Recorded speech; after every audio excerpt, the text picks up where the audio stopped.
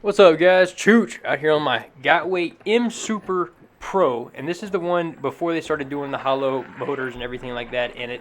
And this one is just the standard axle M Super Pro right here. I've really bashed this thing a lot. I made my own sort of case for the outside of this thing just simply because this is my trail riding wheel right here, and I've dedicated it to that. And with what comes with trail riding, guys, a lot of times is just you can't keep a wheel pristine if you're gonna be really hard technical trail riding on it. And it's not like the bad crashes where it's gonna be going down hard and really hitting the wheel hard or anything. It's just a lot of little tumbles, little crashes where the pedals hit rocks and everything like that. And so what I did with this wheel is I built up foam padding layers under it, and then I covered it with I used an old like suitcase, kind of like a just a travel type suitcase. Um, it was one that is like a duffel bag type thing, and it wasn't really the nicest thing in the world, but the material on it, I just took the material all off of it, and the bag was in the general kind of shape of a unicycle, and so I literally just kind of pieced it on there and covered the baby bumper foam with this material. And I wasn't going for anything that looked great. I just wanted it to be protected as best as it could be. And then I took the wheels that are on the front right there. So those are actually training wheels that used to come with the very first Airwheel X3s. And these were unicycles that came out back in 2015. That's when I got my first electric unicycle, was 2015. And those actually came with that very first one I ever bought. And they would go on the under the pedals on the sides right there, and you could like lean on them, and it was terrible. So like that's why they did away with the training wheels. But they literally used to send you training wheels in the box with some of the electric unicycles, and that's what you see on the front there. And I just modified that with the ratchet strap. So the ratchet strap also has this effect to it where it pulls the shells together, and it pulls the panels tight against the shells so that the power pads, leaning on those power pads and then braking, is not just putting all that pressure onto the individual screws that are holding those side panels on. So it just kind of forces it all together and just makes it ride a little bit firmer, a little bit tighter. And you just notice, you really do notice just a little bit better tracking when you're leaning and then braking and everything like that. There's no give at all in it once you set it up like this. And then on the back right there, I just went super simple with a mud guard that works. Again, with this wheel, I'm not really worried about aesthetics at all. So I just put a silicone bread loaf pan and cut the bottom off of it and then drilled it straight into the back right there. And this wheel is ready to go. And I just didn't mess with it much. I just wanted it to be a wheel that I could bash, ride as hard as I wanted to through the woods, and did not really care about messing up. So that is how I set this wheel up, and I have been doing that. I've just been bashing it, crashing it, everything in between, and there's no problems with this wheel. It seriously, with those training wheels I put on the front right there, when it crashes forward, it hits those wheels every time. And yeah, it might shift them around a little bit, but it's dissipating that energy. So whenever it slams down on those wheels, instead of that energy just slamming straight into the shell and the wheel stopping, the wheel slams on those wheels and rolls just a little bit. Even if it just rolls at an awkward angle, roll a little bit, it's not just direct force hitting on the front of this. And you don't need to do this with your wheel if you're just commuting in the city or anything like that. This is specifically because I know I'm going to be snagging rocks. I'm going to be hitting weird little things that's just going to be like, dang it, and it's just that crash that would, maybe knock a headlight loose, maybe damage your charging port, something like that from a simple little fall. I don't have to worry about it, and it's just simply because this is what this wheel is used for. And that's why I like having multiple wheels, definitely, guys, because if you just have one wheel, say you just went out and just spent a bunch of money on one wheel, it's going to take you a long time before you actually don't care about bashing it and crashing it. You'll have to get another wheel. I mean, it's just the way we are. It's a cool piece of technology, something you spend a lot of money on, and you just don't want to tear it up simply, until you get another one. It's just like with a car or anything like that.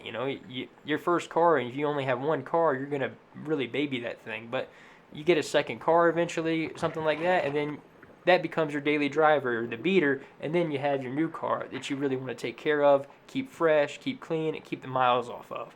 So that's kind of how these things work. All right, so I'm going to be riding over to my absolute favorite trail in the entire world, basically for electric unicycles, and it's not the entire trail that I like. It's a specific section of the trail. It's just it's simply perfect. I don't know what it is about it. I don't know.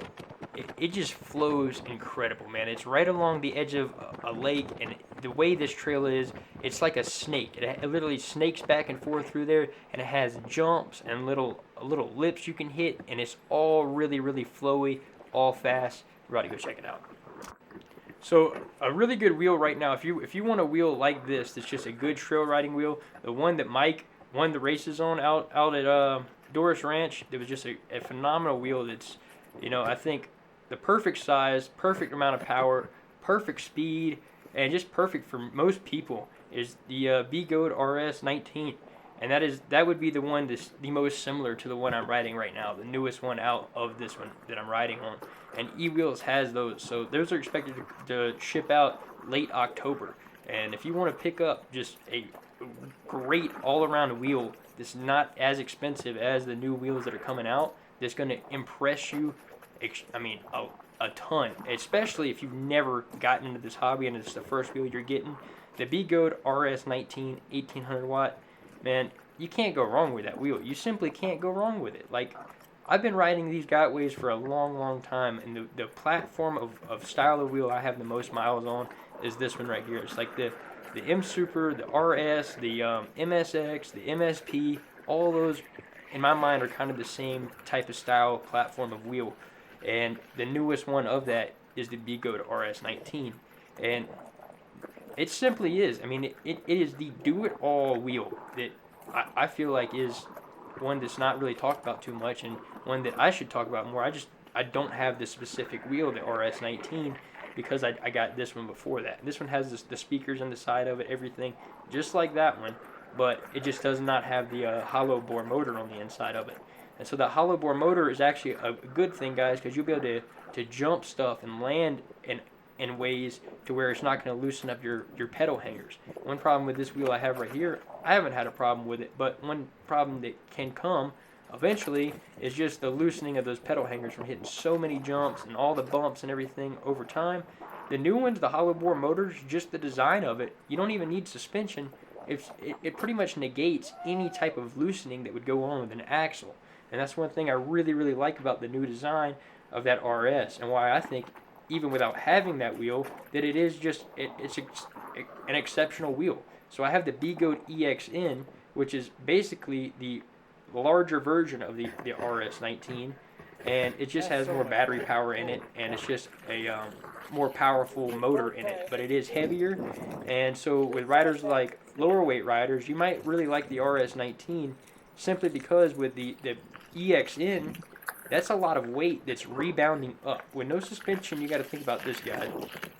Each bump you're going to be going over, you got to think about the rebound up of the wheel. And what I mean by that is, like, so say I hit a bump on the EXN, I'm only a little bit heavier than that wheel at the end of the day. That's like an 80-pound wheel, and you got to think, like, I mean, that's a lot of weight that's bouncing in the air and pushing me up as I'm riding. Just because I'm not a 200-pound rider like that wheel is pretty much meant for at the end of the day.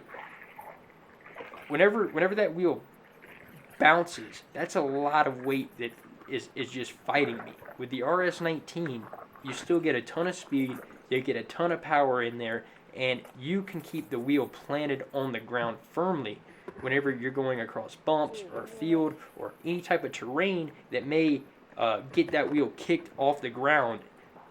You can keep it planted easier as a mid-weight rider, is basically what I'm saying, which is a really good thing, guys. It's one thing that's extremely overlooked, and even if you look at that race footage, man, I'm fighting to keep that EXN on the ground the entire time, dude. Like, every little bump, everything, man, that thing is just flying in the air and pushing me up in the air. It's powerful, and I'm lightweight, and that thing is just literally fighting me the whole time.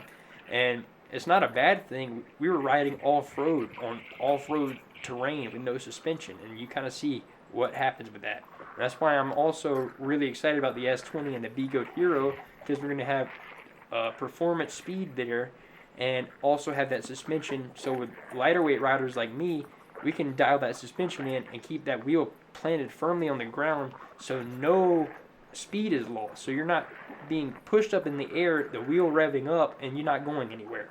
So that's one thing that is really nice about the RS19 as opposed to going and getting like the EXN. And you're taking so the RS19 is 1800 watt hours, the B-Goat is 2700 watt hours. So the RS19 is just going to be more fun, nimble for shorter rides, trail rides like this, more technical stuff where you're bobbing in and out of trees. This is my favorite trail right here. This simply is my favorite trail right here, guys. And if you ever get up to Summit County in Colorado, this is on the shores of Lake Dillon. And I'm not exactly sure how to explain how to get to it, but it is nice. It really is nice. And you can go up there on like a weekday and just flow through this with nobody up there. Whenever you know the sun's about to go down, there's no one on these trails. And it is just amazing. Look at that. It's simply incredible, man. And like I'm giving it a lot there. I'm using every part of the body, man. And like if you did this every single day using the muscles like I'm using right there, man, you'd be absolutely shredded. This is using every muscle in the entire body except for like the arm muscles, really. I mean, it really is using every muscle in the entire body going through here like that. And just to keep those pedals from clipping, anything like that. I mean, you got to stay agile coming through here, man, on it. I love that little trail, though. It flows so good, and it's so fast. Has everything I like in it. No bumps too big where you would really need suspension on a wheel.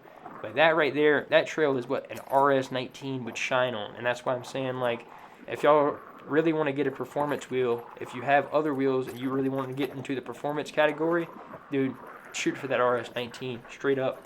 With all these other wheels coming out and the high prices of them and everything in between, I think going with the RS19 is still just an extremely viable option. And it shows with that race we just did. You know, Shibby was cranking on the RS19, that knobby CST tire. If you're going to be doing any off-roading, that is the setup, man. That really is the setup. That RS19 with that knobby, man, that thing is amazing. It looks good, it's fast, and it's affordable.